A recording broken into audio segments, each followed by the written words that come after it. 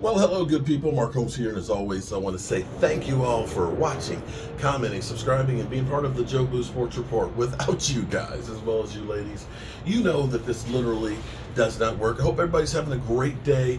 It is my anniversary day after, so it's been 20 years and a day, and me and the wife have come down to Myrtle Beach for a couple of nights to kind of enjoy ourselves and things. See, I always try to find a deal. I have to actually say, I've got a little bit of the Joneses in me. I always like a bargain, okay? We actually coming down to the beach, of course, in the wintertime. There's not a whole lot of people here. It's not crowded. Me and the wife just went for about a 45-minute walk, went past the Ferris wheel and everything else. No crowds and fighting people and everything else. And you can just hear the waves. Like, I can literally, can you hear it? There it goes. There it goes. And I'm way up in the air. I know it's dark out, right? You know, we got here, it was a 7-hour drive. So when we got here, the sun was going down and things. By the time we got in and all that, went for our walk and things, just kind of relaxing. And I'm debating on if I'm going to do the live stream tonight. I don't know. I don't know if I'm going to tonight or not, but we'll see. But just because I've been married for 20 years to the woman I fell in love with in college, even though it did take me 20 years to wear her down, now I've been married for 20 years too. So that's 40 years of knowing her. So at this point, ain't no point in moving on. I got too much time invested into it. That, and she's a great woman. We have some interesting news. The Cowboys, because they are the media darlings, or the Jerry Springer show of the NFL, where Jerry Jones lets you know he wants people to talk about him. That's all he really wants, is he wants people to constantly talk about the Dallas Cowboys, and we all do. I'd like to get a count of how many Dallas YouTubers that we should be on the payroll. We should be on the payroll because we are spreading Jerry Jones' stuff. We are talking to the masses about the Cowboys and bringing them in. We are. Jerry, give us this, at least give us a sideline pass from time to time. Maybe some tickets. They don't have to be the best tickets. I'd prefer better. I got bad knees, so standing room only. But, even if it's a 400 level, it's okay. Do something for us, because we're working for you, boss. Give us some scraps. Please, sir, can I have some more? Regardless of that, we know Dan Quinn is supposed to be flying to D.C. today to have an interview tomorrow with the Commanders with the left hand up. Now, here's the thing that what I'm hearing is the offensive coordinator for the Lions seems to be a guy that Washington maybe really wants to have, and that Dan Quinn may not be hired. And see, this is where I said that you got to understand, nothing is happenstance with the NFL or the Cowboys, that everything, there's an ulterior motive in every move that they make. It may not seem that way. It may seem like their hair's on fire, but they are marketing geniuses, okay? So they had said a couple of weeks ago that if Dan Quinn doesn't get another job, he's going to be coming back in Dallas. That was a feeler to check the gauge of the room, to see how the fans were going to feel about the possibility of Dan Quinn coming back. And of course, you heard a lot of fans, man, screw Dan Quinn, get rid of him, get rid of Micah, get rid of all, we got to fire everybody, because everybody wants, that wants some blood. They want their pound of flesh. No, they want 5 pounds of flesh. Okay? 5 pounds of flesh and a side of ribs. That's what they want. So the Cowboys, I think, feel like Dan Quinn was coming back. And so if you do something crazy and say, well, Ron Rivera, and you got to understand, here's what you got to understand too. The Cowboys media, in some regards, in the same way that we promote the Cowboys, they do too, but see, they're on a different level because they can't do some of the things that we say. You follow where I'm going here? They can they can kind of give you some insights, but they are directly on the teat of Jerry Jones. That they can't go too far over the edge and make them look bad, but they are used as a tool for what they want to do.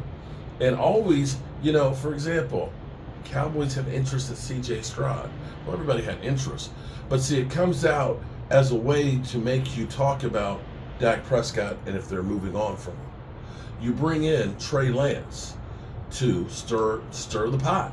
That's a 4th-round pick. It doesn't matter. Who cares that we end up getting Dak Prescott with a 4th-round pick and that we need picks next year?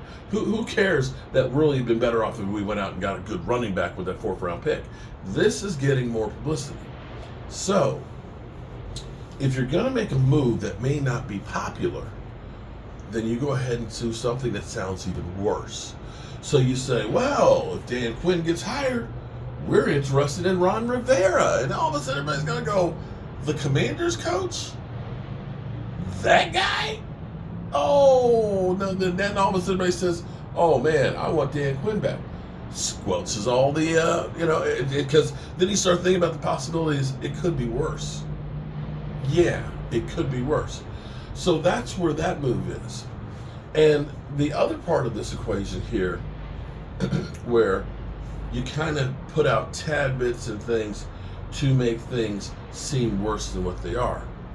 And I think the Cowboys are going back to the old playbook here, where they're letting things get bad. When you remember with Zeke Elliott, when it was time to get ready to pay him, how ugly it got. Remember when Jerry Jones said, because Tony Pollard ran good in the preseason game, Zeke who? Yeah. And how, we're not going to reset the market, and Stephen Jones talking about Dak Prescott, he needs to leave something on the table for everybody else, knowing that the way the contracts are done, you actually save money by doing them in the long run. If you don't believe me, here it is. Joe Burrow's contract is a $55 million a year contract, but he doesn't need anywhere near $55 million a year until like year 5. So it's all bullshit that they're feeding you. But what I believe is they're allowing this whole, Dak Prescott sucks, and, CeeDee Lamb's mom is mad and everything else, CeeDee Lamb, that this case of the players at each other's throat, that maybe they're not as great as they're actually playing, that these are ways to negotiate contracts to be less. Because the problem ultimately is here, and this is the problem right here. If you notice, the Cowboys don't make deals before free agency starts. They would rather a guy go out and have them find out what the market is and come back. Think about it with Randy Gregory. Instead of saying, hey, Randy, here, we got a contract before free agency. We believe in you and so on, and here's what we're offering and stuff. They let him go to Denver, rightly or wrongly. I'm glad that Randy didn't get signed to a long deal, but I'm just using this as an example. They let Randy Gregory go out there, get a deal, and then he comes back and says, here's what they're offering, and they look at it and say, oh, that's too... You don't let somebody else do the negotiation for you. You set the market, you figure out what they're really worth. Remember when D-Law a couple of years ago, he was due like $28 million, and here it is, Cap Boy goes, hey, how about we give you $10 million on a 1-year deal and call it a day? And he's like, boy, release me, just get me out of here. Because he doesn't know how to negotiate. They don't know how to negotiate. So what they do is they let all kinds of shit go out, get people talking about it, get the fans upset and saying, don't pay this guy, don't pay that guy, and all that, and try to see if it'll get them a better price. But you know what it does for them? Every time it's cost them more money, and they end up making bad contracts because it gets down to the end. They stare them down. And they realize at the last second, I got to have this guy, and they screw the pooch. So, expect Dan Quinn back. Expect it back. Oh, there was a reason why. The other reason is the Cowboys being the marketing place that they are. They didn't just build the Star to be the practice facility for the Cowboys, even though they charge them for eating there. Yeah, they charge the players. Yeah, you're paying a stipend so that way you can eat in the cafeteria as a player. They built it to be a tourist attraction because people like me go in and we pay $30-some to go tour the place and see the trophies and all that stuff, right? See where the Cowboys work out.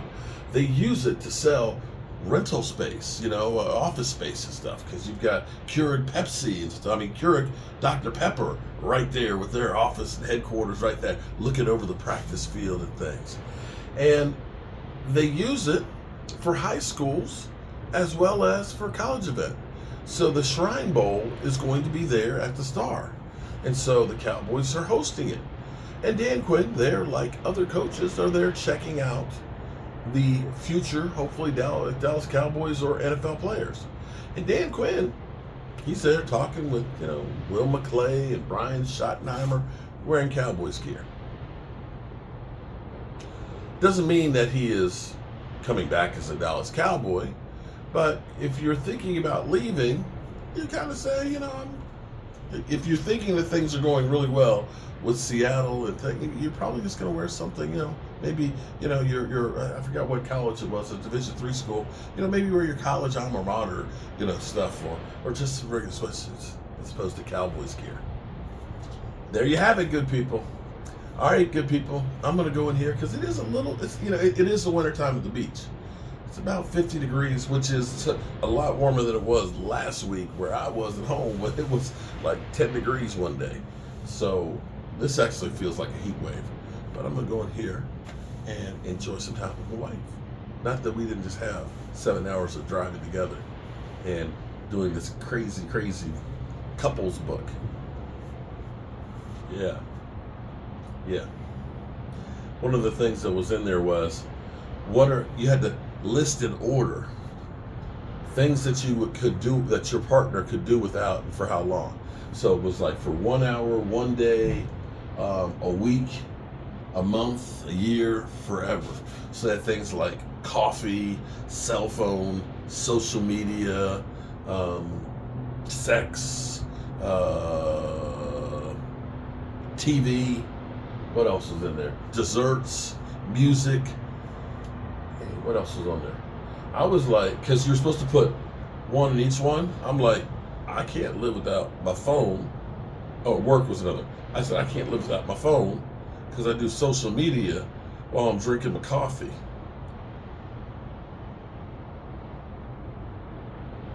So I screwed it all up.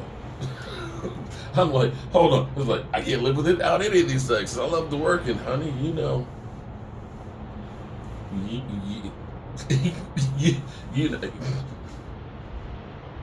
It's like listen, they're all my vices. I need them all. I need them all. I need them all. Peace out.